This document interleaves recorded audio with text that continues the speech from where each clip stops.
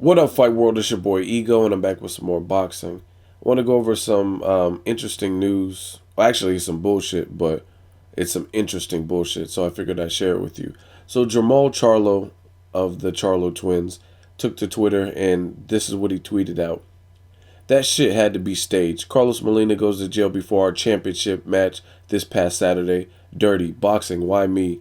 Referring to his fight with Carlos Molina that was scheduled to take place on the Canelo Angulo undercard. And at the very last minute, some allegations of Carlos Molina not filling out the proper paperwork as a registered sex offender for a case he caught when he was like 18, 19. That surfaced.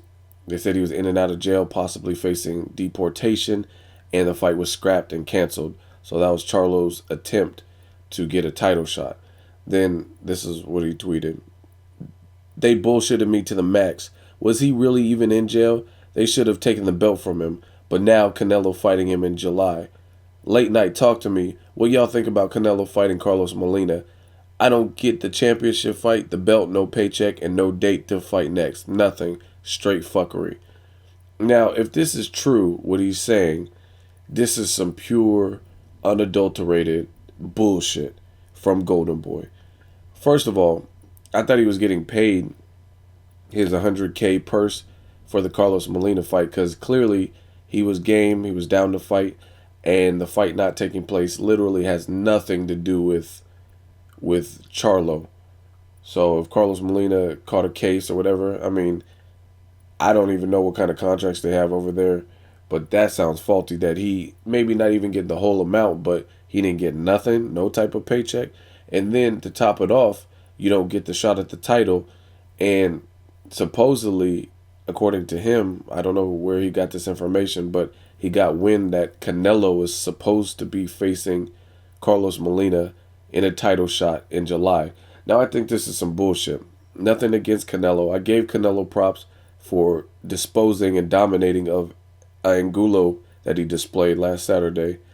And let's be clear, it's a good name to put on your resume, and I take no thing away from Canelo for that performance. He looked good in the fight, and like I said, he looked good.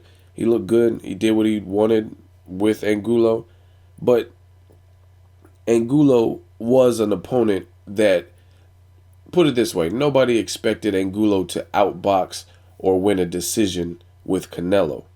The people that I know, including myself, that predicted Angulo to win, they said it was a 50-50 fight or it was a tough fight to call, and they thought Angulo would use brute force, and since Canelo has faced smaller men, they didn't know if he'd be able to withstand the Angulo punches, but Angulo didn't look Angulo-ish.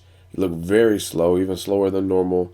He never got off with his power, and that's a lot of credit goes to Canelo and his team for having the right game plan, taking some steam off his shots early from overwhelming him, which Virgil Hunter and Angulo probably didn't expect. They probably thought Canelo would come in and fight in spurts and be patient because Canelo's notoriously a slow starter. So that was just a good game plan to throw Angulo off, and Angulo never really got into his rhythm. And by the time I guess he did and attempted to let his hands go, quote unquote, cut off the ring, he just didn't have no steam on his punches, or he didn't have the full effect. So Canelo was able to take him. But I don't agree with this fight taking place. Like, I mean, Canelo is still one fight removed, two fights removed. No, actually one fight, because Angulo is the one fight. One fight removed from a loss, and that was a loss to Mayweather. Now, funny thing is, some of you guys are pro Canelo fans and hate Mayweather, and when it comes to Canelo, you're like, oh, he lost to the greatest fighter, and then you give Canelo props for taking on Mayweather, but then your other comments are about how you hate Mayweather. So which one is it? Do you give Canelo props for fighting? It's like when he loses to Mayweather, you make an excuse, or you inadvertently give props to Mayweather, like, oh, he lost to the best number one pound for pound guy. Yet when it's just regular Mayweather talks, I guess, you talk shit about Mayweather. So is he a good fighter or is he not? That's what I don't understand. Anyway, regardless of who Canelo fought, he lost to Mayweather, and He's one fight removed from that. So Golden Boy's thinking about possibly throwing him into a title shot with Carlos Molina. I just don't agree with it. I don't think, based on being a star or boxing is a business or whatever bullshit you want to throw out, I don't think that automatically gets you the, you know what I mean, the path of least resistance. You just get to follow the fucking yellow brick road to a title shot after one fight. And it sounded like they were possibly trying to throw him into a title shot immediately after the loss, but they knew that would raise some eyebrows, like, okay, this is clear cut favoritism. So they chose Angulo, a fighter who stylistically, if he didn't hurt Canelo, if Canelo could take his punch, didn't really have a shot. He was much slower. Again, I take nothing away from Canelo from the win, because he won in a convincing, dominant fashion, and there were no oh shit moments, so he did his thing. But you got to look at the matchup. Same thing with Pacquiao and Brandon Rios. I give props to Pacquiao for rising to the occasion off of a loss, a devastating knockout loss to Marquez, and dominating Brandon Rios, who is a relentless fighter. I mean, he didn't win one round in my book, so I give him props for that. But you got to put it in perspective. Brandon Rios was a style that was tailor made for him, and he was coming up in weight. These are facts. I mean, he was coming up from 140 to 147, and Pacquiao made the most of that opportunity, just like Canelo made the most of the opportunity. But these people were like definite underdogs in the fight. It's not like Danny Garcia versus Amir Khan, where Danny Garcia was he was the last minute replacement and he was the underdog, and then he upset Khan. That's different. And it's funny because some people don't give guys like Danny Garcia any level of credit when stylistically he's been in some matches that didn't favor him. Amir Khan, Zab Judah. A lot of people said Judah was going to beat him stylistically, being a southpaw, being athletic and fast with power. They said that doesn't favor Danny Garcia, and he rose to the occasion. But back to this video, I just feel bad for Charlo. I think it's some bullshit if they just automatically throw Canelo into a title picture, a title shot, when you literally, for whatever reason, now it makes me feel it is staged with the Carlos Molina pulling out because of these legal troubles.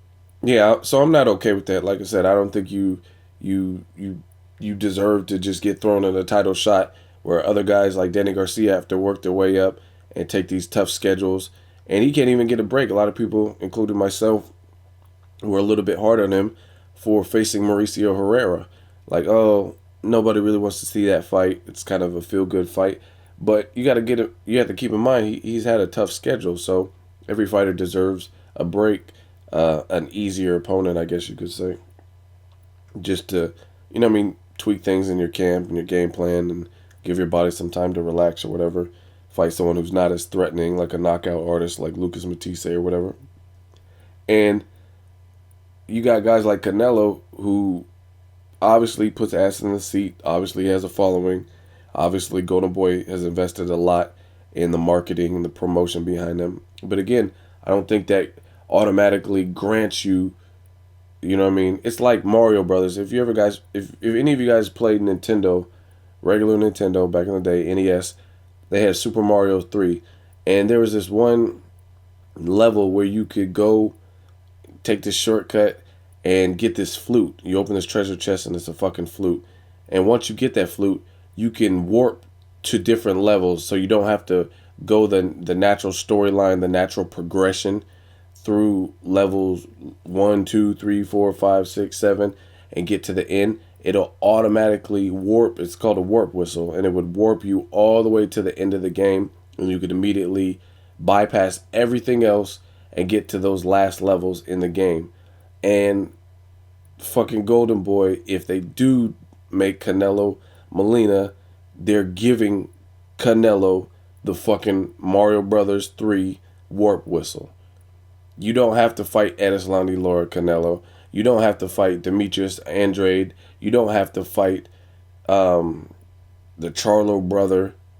We're going to give you the fucking warp whistle and give you the easy ticket. You don't have to fight Kirkland. We're going to give you the easy ticket to a title shot. And I'm not saying Carlos Molina is an easy fight because he's hard to look good against. However, we know in that matchup who has the power advantage. Clearly Canelo. And out of all of the fights that I just named, Demetrius Andrade, Charlo brother, James Kirkland, and Edeslandi Lara, I think Carlos Molina is the easiest of them because he didn't even look good against the Ishe Smith in which he got the title. He didn't look good in that particular fight. And he's a guy riddled with losses.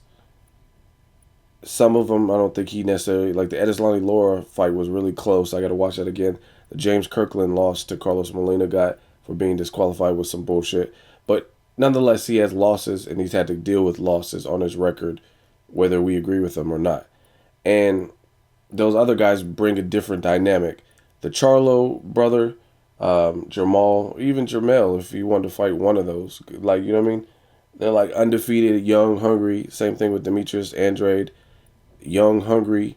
Do like Floyd Mayweather always does and take one of these young, undefeated fighters and give them their first L like Mayweather did to Canelo. You know what I mean?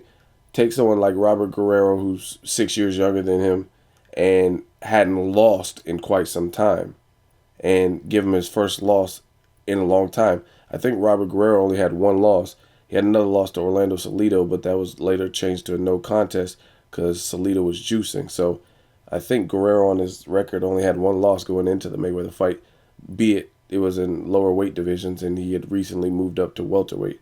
But I think Canelo should have to take those fights and the winner of a Canelo Edeslandi Lara fight for the title.